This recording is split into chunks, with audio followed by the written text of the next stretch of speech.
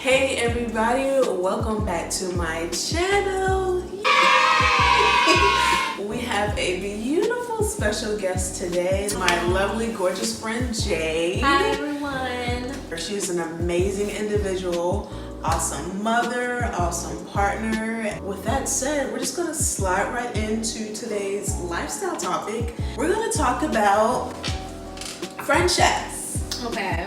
When your girlfriends are almost married, they're parents, they're in relationships, and if you're like me, you're not even somewhere in between, you're just not on the spectrum. Oh gosh. So we're gonna tackle that today. I know, knowing who some of your friends are, a lot of your friends are married and parents. I don't know how many single girlfriends you got left. It's probably just me, but I have a couple. Oh, my earring. like Jay, a lot of my friends, like a lot of my best friends too, are married, they have families, and it takes some shifting probably on both of our parts to maintain the friendship and create new boundaries for it. I guess to kind of get into the point where, you know, with friendships, it's like, if I don't hear from you in a couple days, sometimes even, you know, a week or two can go by. And I know that's kind of like the case for us, you know, and I think that it's like, I think that's my fault because I'm the person, I don't like talking on the phone. No. Everyone knows I don't really like talking on the phone like that. No, I mean, I would say that's for me as well. And then, you know, just kind of getting consumed in work, and then of course like balancing things at home. So like, just I feel, you know, most of my friends are very understanding with, okay, I haven't heard from you in 2 weeks, but there's no love lost there. Yeah, I think a lot of people don't understand that. They like have marks against the chalkboard. Oh, this never ain't answer the phone. It's like, Cairo, go away. You're supposed to be in the room. Get the iPad.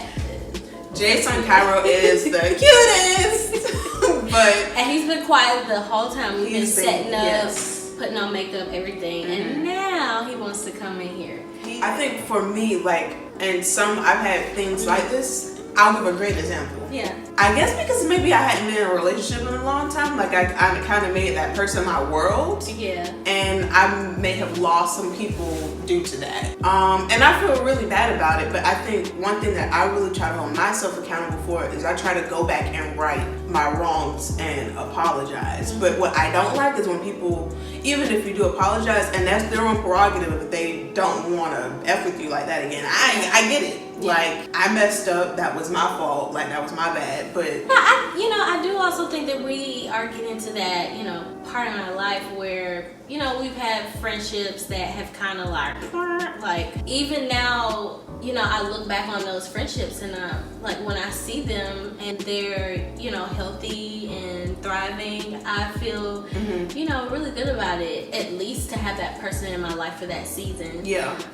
I personally had best friends, and I felt like we were going to be best friends until I was like in my grave, you know. But as long as that relationship is still there, because I know that they're good people. I think that some people can be there for seasons, and I think that people can come back, you know. I think that people can come back too. One of my best friends, we've been friends since high school. And you know, you toss in like, I guess, controlling partners in the mix and they don't want them with anyone. And that it was just like, well, I've tried to do what I can. Like, I know that I'm not the person that's causing a rift in the friendship. But I guess for me, because I don't have kids, and I remember, and this is the same friend of mine, she was one of my first friends that had a child, and I was just like, we hung out every single weekend. I'm talking about every Friday, Saturday, we were going to the bar, we were going to dinners, and it's just like, I'm losing my friend. I remember I legit like cried about it, and I was just like, I don't know how to deal with this, because it was, I guess it was kind of like we were, in a sense, and friends get like this, like you're married to each other. Yeah. And it's just like, you gotta learn how to like, in a healthy way, separate and respect that person's relationship and boundaries while still maintaining your own. And then not only do they have a partner now, like they're raising a whole human. Right. And it's just like, well, I have my nieces, but I mean, I can get rid of them anytime I want. Right. And it's just like, well, he can go in the room or whatnot, but it's just like, I don't know where, I don't know, I'm not gonna say sometimes you don't feel like wanted, because I know that having girlfriends that y'all need your own space. Yes. Girls' nights, wine time. I know we've talked about that, but I can't speak for, you know, everyone who is a parent and with friendships, but it is a lot easier to find friends that, of course, also, you know, have families or have kids. For me, it feels differently. Like, it's harder to like catch up with your single friends. So it's just we don't be doing nothing. We don't be doing nothing. Don't let none of these people say we don't be doing nothing. It's like catch up with you guys, or at least for myself, that's how I feel. And so I think that's one of the things that I've definitely had to struggle with, you know, is really finding friendships outside of like my old long-lasting friendships. Just someone who is there for me and understanding that, you know, I am a parent, and I can't do all the things that I, you know, used to be able to do. And that goes for us too. Like, we can't expect y'all to drop stuff on a whim. It's like, hey, it's Saturday, like, let's go do something. I think like that's just respect. Like, you just gotta know what their situations look like, and that just comes with respect. Because I'm naturally an introvert. I naturally am, in my best state, I'm by myself. So I was never one to like seek friendships. But even like friendships I have now, or even at work, it's like you have something in common with like maybe that one or two people that's at work, and it was just like, oh my gosh. So like at my last job, I remember a lot of us that were friends, we bonded over the office. And it was just like we would send emails to each other with little office memes, boards, and it would honestly just make you feel better. I like little things like that. To me, the little things matter, even though, like, you know, sometimes maybe people can say like the little things is calling or texting every now and then, but I mean, even just like a smiley emoji or a smiley Michael Scott, just let people know that you're thinking about them. That's fine. Like, one of my really good friends at my last job, Chloe, I remember when I left, I came to work, and you know I'm a Cancer, I cry a lot. She baked me probably the best cookies to date that I've had. I just melted, and I was just like, wow, they really do like me. Like, I'm really not that bad of a person. I guess because I'm naturally quiet. Sometimes that reads as standoffish, or if she doesn't want to be bothered. I can tell you that goes beyond like any friend or relationship I have. People just don't think that I want to be bothered. You know, like kids, I don't want to be bothered. But that doesn't mean that I want people, that I don't want to interact with people, especially with what I'm doing now. Like, I have to have human interaction. Like, I have to push that natural side of me, and I have to turn on something else. Yeah. I feel like it's never been hard for me, like whenever I've stepped into a new industry or a new job where I've had difficulty finding friendships. It's always been the same for me, where I feel like I'm that mom, I'm like the mom of the group.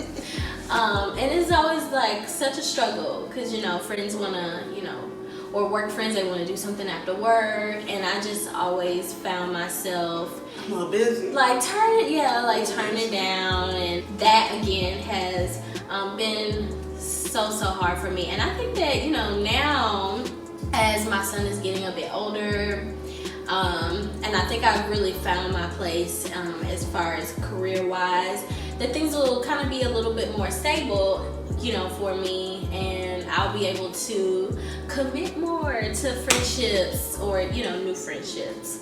I love, you know, having friends. I don't have to have a lot. No, yeah, I don't need a lot. Yeah, I don't have to have a lot, but I can't keep up with it. I can't do that. Yeah.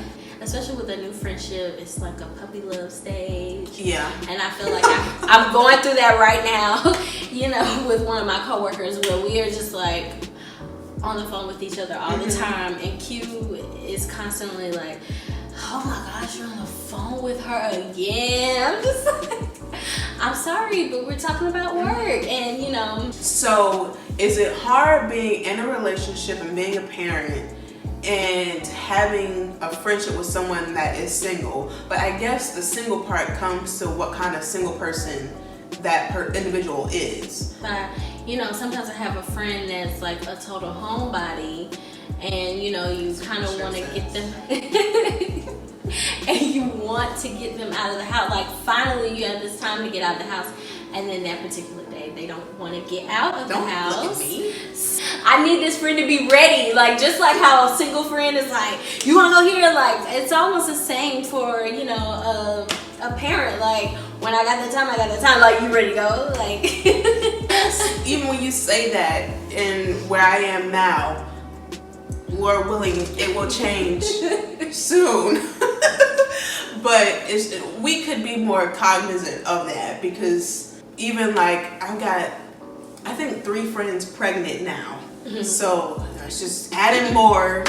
And then my nephew was born two days ago, I think. And it's just like, oh my gosh, like everybody's pregnant. It's just like, gosh, I'm gonna have to reroute some parameters and reroute like how we spend time with each other. In short, my niece is driving me crazy.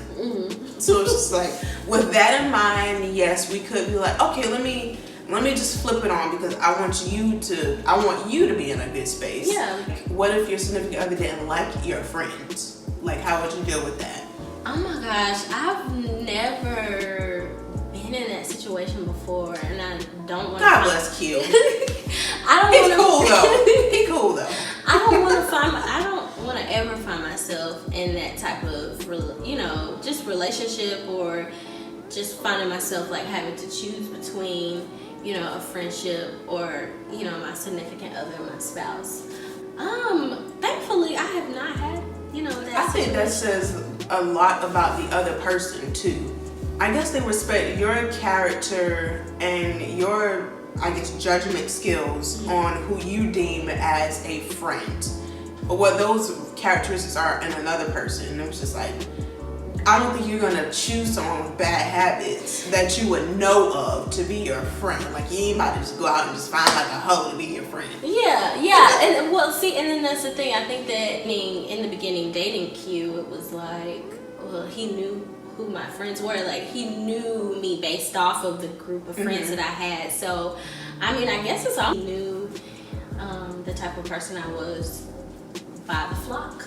that I hung with, you know. So thankfully, I think that's like kind of like where I am now with like friendships, or even like if I'm interested in somebody, like I'm asking around about the person. It's just like, I'm not asking everybody, but I'm asking like people that I trust. Like, hey, do you know X? Like, they're the person or not? And it's just like, I'm gonna go off of what people that I trust tell me, because they would know more obviously than what I would, and then what other people would like put on a facade for, just because they just don't care about your feelings because they're not tied to you. I'm just... So, okay, well, let's talk about dating. Okay, right. So what is your take on dating, like, I guess like a blind date type of setup, you know, through a friend? If I would be set up by my close friends, I would have no problem with that, because y'all know how I am. I'm from Savannah. Right. So I got 2 sides. Most people know that front face. That's in public. Left, right, and back to that. So it's just like, whoever that is, they got to know how to deal with those other sides. Right. I'm not turned off to it, and I think because I am single, and it's just like, you kind of got to be open. And that's just like, well, yes, and being open, like I have my parameters. Like, I don't have a list. Like, I'm pretty open. I don't care what color you are. I don't care what your job is. Like, I'm pretty open to it. And I trust my friends, I guess, their good willingness, what they would want from me. Like, I trust that it's good.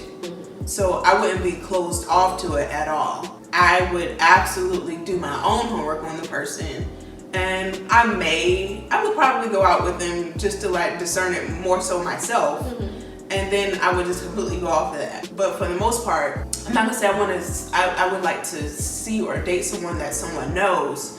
It just makes it a little bit easier, because dating's hard. Yeah. It's hard right now. It's hard. I don't know how else to put it. Well, I'm this close to going on a show. That's just where I am. Well, we're kind of living like in our own show situation right now. You can totally do the Love is Blind experiment at home. I'm shallow, but look back at one of those DMs. You know.